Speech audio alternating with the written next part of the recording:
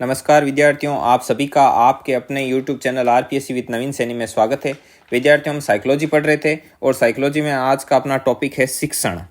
शिक्षण क्या होता है? सामान्य अर्थों में हम ये कयास लगाते हैं कि शिक्षण सिर्फ वही है जो एक शिक्षक कक्षा कक्ष में जाकर करता है। मतलब कक्षा कक्ष में जाकर विद्यार्थियों के साथ इंटरेक्शन कर ली तो सिर्फ यही शिक्षण है, इसके अलावा शिक्षण का कोई अर्थ नहीं है। तो शिक्षण का बहुत व्यापक अर्थ है। मतलब क्लास में, विद्यालय में जाने के अलावा आप यदि अपने समाज के ग्रुप के लोगों में कहीं पर भी रहकर कुछ सीखते हैं और उस सीखने से आपके व्यवहार में परिवर्तन होता है और आप जीवन के साथ सामंजस्य बिठा रहे हैं तो वो चीज़ भी शिक्षण के अंतर्गत ही आएगी। अर्थात शिक्षण को अलग अलग मनोवैज्ञानिकों ने अलग अलग प्रकार से परिभाषित किया है। तो हम समझते हैं कि किन किन मनोवैज्ञानिकों ने शिक्षण को लेकर क्या क्या कहा। तो आ जाओ सीधे नोट्स पर, क्यों टाइम वेस्ट करें। तो शिक्षण में पहली परिभाषा है ग्रीन की। ग्रीन ने क्या कहा, देखो ध्यान से समझना। ग्रीन ने कहा था कि शिक्षण शिक्षक का वह कार्य है जिसे बालक के विकास के लिए किया जाता है। अर्थात शिक्षक द्वारा बालक के विकास के लिए जो भी कार्य किया जाता है वो शिक्षण के अंतर्गत आता है। ऐसा किसने कहा? ग्रीन ने। ठीक है, अब कैसे याद रखोगे? ग्रीन अर्थात हरा। जहां हरा भरा एरिया होगा वहां पर क्या होगा? विकास होगा। तो विकास के लिए। तो आ गई समझ में। आगे देखो, स्मिथ ने क्या कहा कि शिक्षण सीखने हेतु संपन्न की जाने वाली क्रियाओं की एक प्रणाली है। अर्थात हम सीखने हेतु जो जो क्रियाएं करते हैं तो वो क्रियाएं एक निश्चित प्रणाली के अंतर्गत होती है। भाई, एक निश्चित प्रणाली होती है सीखने की, उसके अंतर्गत हम क्या करते हैं? अनेक क्रियाएं करते हैं। तो उस प्रणाली को ही क्या कहते हैं? शिक्षण कहा जाता है। ठीक है विद्यार्थियों, तो ये बात किसने कही थी? स्मिथ ने। ठीक है, तो स्मिथ को कैसे याद रखोगे कि भाई स्मूथ कोई चीज स्मूथ होती है ना, तो ये परिभाषा कितनी स्मूथ है। देखो कि सीखने हेतु संपन्न की जाने वाली जो क्रियाओं की एक प्रणाली है और उस प्रणाली को ही शिक्षण कहते हैं। ठीक है, और वो प्रणाली बहुत ही ज्यादा क्या है? स्मूथ है। उसके आगे आता है क्लार्क ने क्या कहा? क्लार्क ने कहा कि शिक्षण से तात्पर्य उन क्रियाओं से है जिनकी संरचना और परिचालन विद्यार्थियों के व्यवहार में परिवर्तन लाने के लिए किया जाता है। अर्थात जो क्रियाएं विद्यार्थी के व्यवहार में परिवर्तन लाने के लिए की जाती है उन क्रियाओं का जो संगठित रूप होता है वही क्या कहलाता है? शिक्षण कहलाता है। अर्थात शिक्षण से तात्पर्य उन क्रियाओं से वो क्रियाएं जिनकी संरचना और परिचालन, अर्थात संरचना मतलब उन क्रियाओं की एक विशेष संरचना होती है और परिचालन मतलब उनका क्रियान्वयन किया जाता है, उनको उपयोग में लाया जाता है। किसके लिए? विद्यार्थी के व्यवहार में परिवर्तन लाने के लिए। तो उन क्रियाओं को ही क्या कहते हैं? शिक्षण कहते हैं। और ये चीज किसने कही थी? क्लार्क ने कही थी। ठीक है, अब देखो क्लार्क को कैसे याद रखोगे। अब याद रखने का एक तरीका है, लाड लो, सीधा सिंपल तरीका है कि याद रखना है तो पहली बात तो practice made a man perfect. हर चीज प्रैक्टिस से होती है, बार बार इनको लिखो। ठीक है, अब लिखना है तो रटने का भी एक तरीका होना चाहिए। लॉजिक से रटो किसी चीज को। कैसे? जैसे ये चीज, अब मैं इसमें बीच बीच में जो कीवर्ड निकालता हूँ ना, वैसे आप प्रत्येक कंटेंट में प्रत्येक जो परिभाषा है उसमें से एक क्या निकालो? कीवर्ड निकालो और उस कीवर्ड के आधार पर उसको याद रखने का प्रयास करो। और जहां पर आप बैठकर पढ़ाई करते हो तो वहां पर जो परिभाषाएं लिखकर एक साफ A4 साइज पेज पर और वहां पर चिपका लो। बार बार आपकी नजर उन पर जाएगी ना तो वो आपको क्या रहने लग जाएंगे? परमानेंटली याद। ठीक है, तो क्लार्क, इसको कैसे याद रखोगे? क्लार्क याद नहीं रख के आप ऐसे याद रखो क्लॉक। अब क्लॉक की क्या होती है? एक निश्चित संरचना होती है घड़ी की और उसका परिचालन एक निश्चित तरीके से होता है, तभी तो वो हमको राइट टाइम बताती है। तो क्लॉक से क्लार्क। आगे आता है बर्टन ने क्या कहा था? बर्टन ने कहा था शिक्षण है वो सीखने के लिए प्रेरणा, इंस्पिरेशन, पथ प्रदर्शन मतलब गाइडेंस, ठीक है, निर्देशन, ये भी इसमें आ गया, और प्रोत्साहन। तो शिक्षण क्या है कि सीखने के लिए जो हमको इंस्पिरेशन चाहिए, गाइडेंस चाहिए, जो प्रोत्साहन चाहिए, उन सभी का क्या है? उन सभी को मिला जुला रूप है। मतलब सीखने के लिए जो जहाँ से हमको प्रेरणा मिलती है, प्रोत्साहन मिलता है, मार्गदर्शन मिलता है, वो सब शिक्षण के अंतर्गत आते हैं। ये बात किसने कही थी? बर्टन ने। तो याद कैसे रखोगे? याद रखोगे आप बर्तन। ठीक है, एक ऐसा बर्तन, शिक्षण एक ऐसा बर्तन है जिसमें क्या क्या है? जिसमें प्रेरणा भी डाली हुई है, जिसमें पथ प्रदर्शन गाइडेंस भी है, और जिसमें निर्देशन भी है, और जिसमें प्रोत्साहन भी है। ठीक है विद्यार्थियों, निर्देशन और प्रोत्साहन। तो ये एक ऐसा बर्तन है, इस प्रकार से याद रख लेना। अब देखो ये विद्यार्थियों, ये पीडीएफ है। यदि आप इस पीडीएफ को प्राप्त करना चाहते हैं तो इन नंबर पर अपना जो नाम और अपना जो डिस्ट्रिक्ट है वो सेंड कर देना। हम आपको ब्रॉडकास्ट में ऐड कर देंगे ताकि रोज आपको लिंक मिलता रहे। साथ ही साथ डिस्क्रिप्शन में एक टेलीग्राम का लिंक भी दे रखा है, उस टेलीग्राम के लिंक को आप ज्वाइन कर सकते हो। उसमें मतलब चैनल बनने के बाद से लेकर आज तक जितनी भी पीडीएफ अपलोड हुई है वो सीक्वेंस से उसके अंदर डाली गई है, और साथ ही साथ प्रत्येक वीडियो लेक्चर का लिंक भी उसमें दे रखा है। ठीक है विद्यार्थियों, आगे बढ़ते हैं। योकम और सिम्पसन ने इन्होंने क्या कहा था? इन्होंने कहा था कि शिक्षण का तात्पर्य उस प्रक्रिया से जिसके द्वारा समूह के लोग अपने अपरिपक्व सदस्यों को जीवन से सामंजस्य स्थापित करना बताते हैं या सिखाते हैं। अर्थात यही बात मैंने कही थी ना कि शिक्षण केवल ये नहीं है कि मास्टर आए, क्लास में आके पढ़ा दिया और चले गए और शिक्षण समाप्त। सिर्फ शिक्षण इतना ही नहीं, यदि आप समाज, अपने समूह के जो लोग हैं वहाँ जाते हो और वहाँ जाकर, जैसे कोई एक छोटा लड़का है, अब वो छोटा लड़का अपने आसपास के क्या है, बड़े थोड़े उसे एज में बड़े परिपक्व लड़कों का ग्रुप है, उस ग्रुप में रहता है। अब उस ग्रुप में रहकर वो कुछ सीखता है और उसके आधार पर अपने जीवन से सामंजस्य स्थापित करता है, उसके व्यवहार में परिवर्तन आता है, तो वो चीज़ भी शिक्षण के अंतर्गत आएगी। अब देखो वही चीज़ यहाँ पर है, शिक्षण का तात्पर्य उस प्रक्रिया से, किस प्रक्रिया से है? जिसके द्वारा समूह के लोग, अर्थात उस लड़के के समूह के लोग अपने अपरिपक्व सदस्य, अर्थात वो छोटा बालक को जीवन से सामंजस्य स्थापित करना बताते हैं। ये बात किसने कही थी?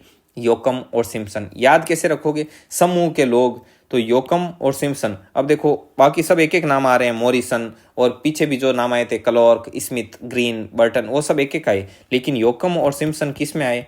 योकम वे सिम्पसन एक समूह में आए। किस में आए? समूह में आए। ठीक है, आगे देखो मॉरिसन। मॉरिसन क्या कहता है? मॉरिसन कहता है शिक्षण एक अधिक परिपक्व व्यक्ति और एक कम परिपक्व व्यक्ति, दो व्यक्ति, एक तो अधिक परिपक्व और एक कम परिपक्व व्यक्ति के बीच वह घनिष्ठ संपर्क है जिसके द्वारा कम परिपक्व व्यक्ति को शिक्षा की दिशा में और आगे बढ़ाया जाता है।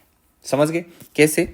एक अधिक परिपक्व व्यक्ति है, परिपक्व व्यक्ति को मैं ऐसे दर्शा देता हूँ, और एक कम परिपक्व व्यक्ति है, अर्थात ये लो, ये खाली डिब्बा, ये कम परिपक्व है, तो इनके बीच में परस्पर क्या होती है? अंतःक्रिया होती है। इनके बीच में एक घनिष्ठ संपर्क होता है, एक घनिष्ठ संपर्क होता है, और जिसके द्वारा, और इसके द्वारा क्या होता है? इसके द्वारा जो कम परिपक्व व्यक्ति होता है उस कम परिपक्व व्यक्ति को शिक्षा की दिशा में क्या किया जाता है? आगे बढ़ाया जाता है। अर्थात मतलब कम परिपक्व व्यक्ति है वो अधिक परिपक्व व्यक्ति से सीख रहा है, सीधी सी बात। और ये बात किसने कही थी? मॉरिसन ने। याद कैसे रखोगे? सन। सन का मतलब क्या होता है? पुत्र। अब पुत्र है तो पुत्र क्या है? अपने पिता के लिए तो वो क्या है? गहरा कलर लेता हूं। अपने पिता के लिए तो वो क्या है? अपरिपक्व है। और उस पुत्र के लिए उसका जो बाप है वो क्या है? परिपक्व है, मतलब उसके पिता परिपक्व हैं। तो वो अपरिपक्व बालक अपने पिता परिपक्व से क्या कर रहा है? सीख रहा है। किसके द्वारा? घनिष्ठ संपर्क के द्वारा। तो ये सन से मॉरिसन, और ये परिभाषा याद। ठीक है, अब देखो आगे बढ़ते हैं। आगे आती है शिक्षण की विशेषताएं, कि भाई शिक्षण की क्या क्या विशेषताएं। मैं एक बार पानी पी लेता हूं।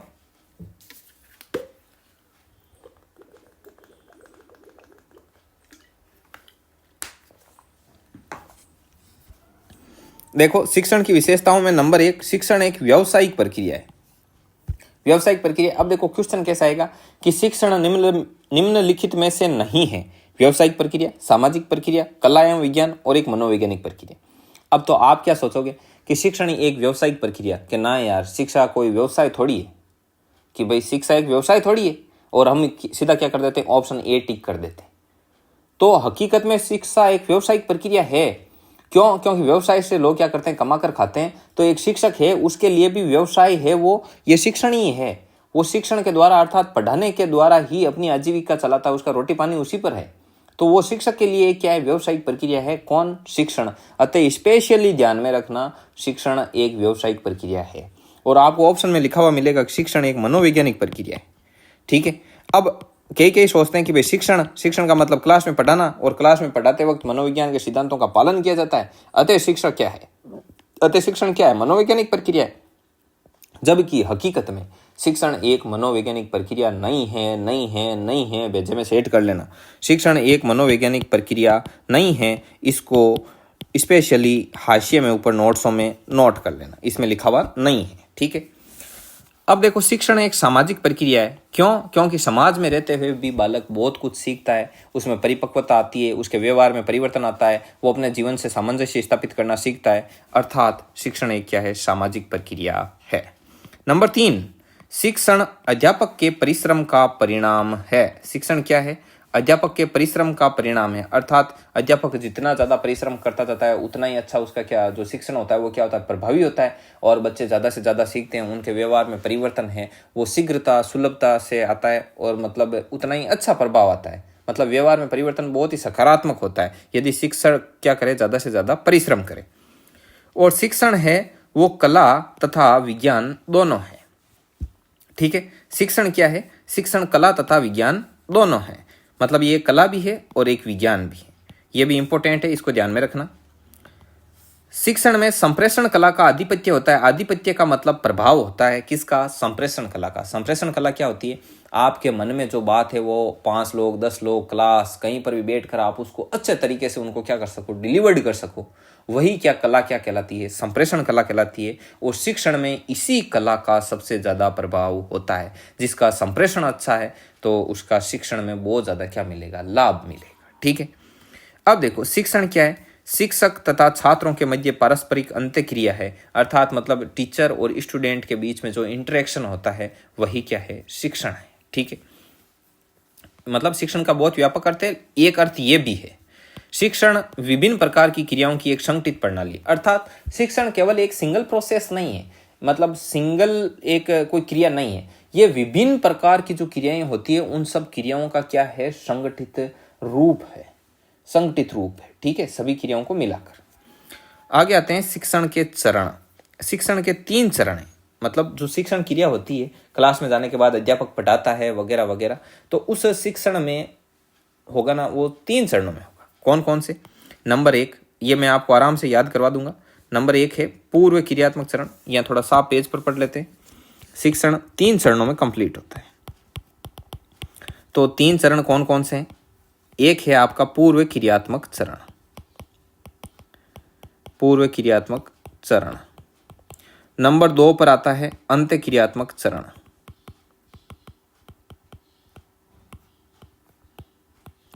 और नंबर 3 पर आता है पश्च क्रियात्मक चरण। अब देखो, शिक्षण में यह अंत्य क्रियात्मक चरण तो है कि भाई शिक्षक जाएगा और क्लास में पढ़ाएगा, बच्चों और शिक्षक के बीच में अंत्य क्रिया होगी, वो होता है अंत्य क्रियात्मक चरण। पूर्व क्रियात्मक चरण होता है कि शिक्षक मतलब ये अंत्य क्रिया करने से पहले क्या करता है, मतलब क्लास में जाने से पहले वो क्या क्या डिसाइड करके जाता है अपने दिमाग में। इस अंत्य क्रिया होने से पहले शिक्षक की खोपड़ी में क्या रहता है, वो आएगा पूर्व क्रियात्मक चरण में। और जब अंत्य क्रिया हो जाती है, बच्चों को पढ़ा दिया, उसके बाद में क्या होता है, मतलब शिक्षण कंप्लीट करवाने के बाद, उनको अनुभव प्रदान करने के बाद में शिक्षक क्या करता है, वो आता है पश्च क्रियात्मक चरण में। अब इनको पढ़ते हैं डिटेल में। और जो ये अंत्य क्रियात्मक चरण है ना, ये भी 3 भागों में विभाजित है, अभी नोट्स में आ जाएगा। अब देखो, पूर्व क्रियात्मक चरण। शिक्षक द्वारा सर्वप्रथम उद्देश्यों का निर्धारण किया जाता है। सबसे पहले शिक्षक क्या करता है? पढ़ाने जाने से पहले टारगेट तय करता है कि आज की क्लास में ये टॉपिक पढ़ाया जाएगा और इस टॉपिक में ये अपने टारगेट हैं, ये उद्देश्य हैं, इनको हमें क्या करना है? अचीव करना है। और पाठ्य वस्तु के प्रस्तुतिकरण हेतु उचित शिक्षण विधियों का भी चयन किया जाता है कि अर्थात आज हम क्या कंटेंट डिलीवर्ड करेंगे, और उस कंटेंट को डिलीवर्ड करने के लिए, अर्थात पढ़ाने के लिए, समझाने के लिए, अधिगम करवाने के लिए कौन सी विधि उचित रहेगी। अर्थात इस कंटेंट में ये सरल है या जटिल कंटेंट है, तो इसमें विश्लेषण विधि का प्रयोग करें, संश्लेषण का करें, आगमन का करें, निगमन का करें, प्रयोगशाला का करें, व्याख्यान का करें, कहानी विधि, क्या कौन सी विधि अप्लाई करनी है। तो इस विधि का चयन भी शिक्षक क्लास में जाने के पूर्व, अर्थात अंत्य क्रिया करने से पूर्व तय कर लेता है। तो ये चीज भी किस में आएगी? पूर्व क्रियात्मक चरण में। और इसके अतिरिक्त शिक्षक द्वारा चयनित शिक्षण विधि के अनुसार जरूरी शिक्षण अधिगम सामग्री भी चयनित की जाती है। अर्थात एक टीचर क्लास में जाएगा तो उसे पता है कि आज ये कंटेंट पढ़ाएंगे, उसका टारगेट तय किया, उसके लिए विधि डिसाइड कर ली कि इस विधि से पढ़ाएंगे, और उस विधि के लिए उसको क्या क्या सामग्री चाहिए, तो वो पहले तय कर लेता है। जैसे कि आज हम जाएंगे और हमको मैप पढ़ाना है, तो वो साथ में ग्लोब लेकर जाएगा, ठीक है, और मानचित्र वगैरह साथ में रखेगा। अर्थात जो अधिगम सामग्री वहां चाहिए होगी उसका भी चयन पहले ही कर लिया जाता है।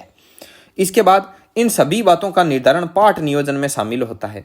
पाठ नियोजन क्या होता है, जो हम योजना बनाते हैं। जैसे आपने देखा होगा कि भाई मैथ्स का कोई टीचर है तो वो कई प्रश्नावलियां आगे पीछे होती है तो भी उनको साथ पढ़ाता है, अर्थात समान विषय वस्तु वाला जो कंटेंट है उसको एक समय में डिलीवर्ड किया जाता है ताकि बच्चों को समझने में आसानी रहे। समझ गए बात को। तो जब पाठ नियोजन करते हैं कि इन इन पाठों को एक साथ पढ़ाएंगे वगैरह वगैरह, उसी समय ये सारी चीजें तय कर ली जाती है, ठीक है। और ये सब पूर्व क्रियात्मक चरण में आते हैं। इसके बाद में आता है अंत्य क्रियात्मक चरण, अर्थात शिक्षक और बच्चों के बीच में जो अंत्य क्रिया होती है वो।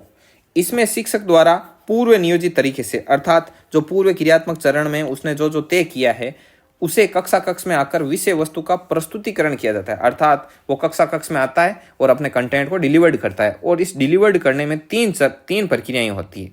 3 प्रोसेस के अंतर्गत 3 प्रक्रियाओं को शामिल किया जाता है इस अंत्य क्रियात्मक चरण में। पहली है प्रत्यक्षण। प्रत्यक्षण में क्या होता है, देखो प्रत्यक्षण का सीधा सा मतलब आप समझना चाहो ना तो मैं आपको एक बता देता हूँ। एक बहुत ही अच्छी बुक में पढ़ा मैंने। प्रत्यक्षण में होता है नाम, पहचान और व्याख्या, इसको बोलते हैं प्रत्यक्षण, ठीक है। आप ऐसे ध्यान में रखना, प्रत्यक्षण में आएगा कि जो हमारे समक्ष है, प्रत्यक्ष है, उसको पहचानना, ऐसे आपको आसानी से याद रह जाएगा। प्रत्यक्षण अर्थात मतलब क्लास में जाने पर, पहले पढ़ दूं, देखो, शिक्षक तथा छात्रों द्वारा एक दूसरे के व्यवहार को समझने से, अर्थात क्लास में जाते ही बच्चे भी शिक्षक को समझते हैं और शिक्षक भी क्या करता है, बच्चों को समझता है। जैसे क्लास में जाते ही टीचर क्या करते हैं, पहले जाते ही क्लास में खड़े होंगे, जाते ही गुड मॉर्निंग वगैरह किया, फिर बच्चे खड़े हुए बोल देते हैं बैठ जाओ आराम से, और अब सबके वो चेहरों को देखेगा, ठीक है। एक सरसरी नज़र दौड़ाएगा, अच्छा कौन नहीं आया, रामलाल नहीं आया क्या, कालू कहाँ गया, अच्छा वो पानी पीने गया, अभी आ ही रहा होगा, ठीक है। सभी बच्चों को देखता है, फिर उनमें देखता है कि कौन दुखी है, कोई दुखी आत्मा तो नहीं है, कोई दुखी बैठे रहते हैं, पता नहीं कौन सा जो मन में भाड़ लिए बैठे हैं, तो उनसे भी पूछते हैं कि भाई क्या हुआ क्या नहीं है, हालचाल पूछते हैं, उनको जस्ट नॉर्मल करते हैं। उसके बाद में कि भाई कल क्या पढ़ाया, अब आज कहाँ से शुरू करें, ठीक है, तो आज हम यहाँ से शुरू करेंगे, यहाँ तक कल पढ़ लिया, कल का काम दिया आपने कर लिया होगा, कोई दिक्कत होगी, ऐसे करके क्लास को क्या दी जाती है, स्टार्टिंग दी जाती है। और ये अपने आप में एक कला होती है। और साथ ही साथ सिर्फ मतलब बच्चे ही शिक्षक, जो शिक्षक ही बच्चों को नहीं समझता, बच्चे भी शिक्षक को समझते हैं कि अच्छा मास्टर जी आए कि भाई आज कैसा मूड कैसा है, एक नहीं, पहले आते ही तेज में आए, सीधा आते ही मतलब बुक उठाई पढ़ाना शुरू कर दिया, पता चल जाता है कि आज मास्टर जी कहीं कुछ सुन के आए हैं, तो फिर बच्चे उसी हिसाब से बिहेव करते हैं कि आज चुपचाप ही रहना वरना कुटाई हो सकती है। तो इस प्रकार ये जो प्रोसेस होती है इसको बोलते हैं प्रत्यक्षण। अब पढ़ो नोट्स में। अध्यापक द्वारा सभी छात्रों के हाव भाव को भली प्रकार से समझने का प्रयास किया जाता है और शिक्षक के कक्षा में जाते ही छात्रों द्वारा भी उसके मतलब शिक्षक के भाव के आधार पर उसे समझने का प्रयास किया जाता है। मतलब हाव भाव के आधार पर बच्चे भी समझते हैं और शिक्षक भी उनको समझता है। उसके बाद में होता है निदान। निदान में क्या करता है, शिक्षक हाव भाव समझ लिया, अब छात्रों को पूछेगा कि बोलो भाई क्या कमी है, उनकी समस्याओं को जानने का प्रयास भी करेगा कि भाई क्या क्या समस्याएं हैं आपकी, कोई दिक्कत है क्या, और साथ ही समस्या के कारणों को भी जानेगा कि भाई ये समस्या आपको आ रही है तो ये किस वजह से आ रही है, और उनका हल भी प्रदान करेगा, ठीक है। ये आता है निदान में। तो प्रत्यक्षण हो गया, निदान हो गया। और तीसरे नंबर है, मतलब इसमें अंत्यक्रियात्मक में तीसरे नंबर पर आता है प्रतिक्रियात्मक प्रक्रिया। प्रतिक्रियात्मक प्रक्रिया नाम से स्पष्ट है, प्रतिक्रिया होती है क्रिया के सापेक्ष क्रिया, मतलब उस क्रिया के सापेक्ष वापस जो क्रिया होती है उसी को ही क्या कहते हैं, प्रतिक्रिया। तो इसमें क्या होगा, कक्षा कक्ष में विषय के प्रस्तुतिकरण के दौरान, मतलब कक्षा कक्ष में क्या कर दिया, कंटेंट डिलीवर्ड कर दिया, उस जब शिक्षक पढ़ा रहा होगा तो बीच बीच में छात्रों द्वारा कई सवाल पूछे जाएंगे और छात्रों द्वारा सवालों के प्रति अनुक्रिया की जाती है। छात्रों द्वारा क्या किया जाता है, उन सवालों को लेकर अनुक्रिया की जाती है। मतलब जैसे शिक्षक पूछ रहा है, कई सवाल पूछता जाएगा बीच बीच में, ठीक है, कि ये पढ़ा है तो चलो अच्छा अब आगे क्या होगा, कैसे होगा बताओ, ये कैसे हुआ, ऐसा ही क्यों हुआ, ऐसा क्यों नहीं हुआ, ऐसे मतलब छात्रों द्वारा कई सवाल पूछेगा और छात्र भी उनके पूछे गए सवालों का क्या देते जाएंगे, जवाब देते जाएंगे और बढ़िया इंटरेक्शन चलता जाएगा, ठीक है। और ये जो प्रोसेस होती है इसे ही बोलते हैं प्रतिक्रियात्मक प्रक्रिया, ठीक है। उसके बाद में आता है पश्च क्रियात्मक चरण। पश्च क्रियात्मक चरण नाम से स्पष्ट है। देखो पहले पूर्व क्रियात्मक चरण अर्थात जो क्रिया हुई नहीं थी तब की बात, तो वो आ गया पूर्व क्रियात्मक चरण में उद्देश्य निर्धारण करना वगैरह वगैरह सारा पढ़ लिया। उसके बाद में आई अंत्य क्रियात्मक चरण, उसमें बच्चों और शिक्षक के बीच में जो क्लास में इंटरेक्शन हुआ वो आ गया। अब इंटरेक्शन हो गया, कंटेंट डिलीवर्ड कर दिया, उसके बाद में क्या आएगा, वो क्रियात्मक चरण के बाद में है, मतलब क्रिया हो गई बच्चों और शिक्षक के बीच में, तो पश्च का मतलब बाद में, तो उसके बाद में जो होगा वो इसके अंतर्गत आएगा पश्च क्रियात्मक चरण में, ठीक है। और ये क्या होता है, ये अंतिम चरण है, ये अंतिम चरण है। और इसमें यह ज्ञात किया जाता है कि शिक्षक द्वारा जिन शिक्षण उद्देश्यों का निर्धारण किया गया था वे कहाँ तक पूर्ण हुए हैं। अर्थात समझ गए कि भाई मैं पूर्व क्रियात्मक चरण में पहले पढ़ाने से पहले ये तय करके आया था, और वो जो मैंने उद्देश्य तय किया ना, उनका कहाँ तक मैं उन उद्देश्यों को प्राप्त करने में सक्सेस हुआ, मेरे उद्देश्य मुझे कहाँ तक प्राप्त हुए, इनका निर्धारण किस में किया जाता है? जो निर्धारण किया गया था कि भाई जो जो उद्देश्य हमने तय किए थे वो कहाँ तक पूर्ण हुए हैं, ये सब देखा जाता है पश्च क्रियात्मक चरण में। आ गई बात समझ में? पश्च क्रियात्मक चरण में ये चीज देखी जाती है। और ये चीज देखने के लिए भी कि टारगेट कितना अचीव हुआ, तो बच्चों का क्या लिया जाता है? मूल्यांकन किया जाता है। और मूल्यांकन करने पर जो परिणाम आते हैं, उन परिणामों के आधार पर आगे की रणनीति बनाई जाती है। समझ गए? पढ़ाने के बाद शिक्षक मूल्यांकन लेगा, मूल्यांकन से रिजल्ट आएंगे, रिजल्ट से उसे पता चलेगा कि मैंने जो उद्देश्य निर्धारित किए थे वो कहाँ तक प्राप्त हुए, और जो किन उद्देश्यों की पूर्ति हो गई, प्राप्त हो गए, और कौन से नहीं प्राप्त हुए, किन बच्चों को उपचारात्मक शिक्षण की आवश्यकता है, वगैरह वगैरह। इन सब की जानकारी जब उससे मूल्यांकन से पता चल जाएगी, तो इस आधार पर शिक्षक आगे क्या बनाएगा? रणनीति बनाएगा। और ये सब चीज आती है पश्च क्रियात्मक चरण में। और इस प्रकार आपके शिक्षण के तीनों चरण कंप्लीट होते हैं। ठीक है विद्यार्थियों, आज की क्लास में बस इतना ही। आपको कैसा समझ में आया तो कमेंट करके ये चीज़ आपको बतानी है। वीडियो को लाइक कर देना, ज़्यादा से ज़्यादा लोगों तक शेयर करो इसको। आपके जो WhatsApp group, Facebook, Insta ID, जहाँ पर भी है सब जगह इसको शेयर करो। चैनल को सब्सक्राइब जरूर से ज़रूर कर देना। चैनल को शेयर भी करना, आप सभी लोगों तक बताना इनको। ठीक है, चैनल के बारे में। और अपना चैनल पूर्णतया सेकंड ग्रेड को लेकर डिवोटेड है। ढेर सारे वीडियो डाले गए हैं। हिस्ट्री प्ले लिस्ट में जाके देख लेना, पूरी की पूरी हिस्ट्री अपलोड कर दी है। ठीक है विद्यार्थियों, मिलते हैं नेक्स्ट क्लास में। तब तक के लिए जय हिंद, जय भारत।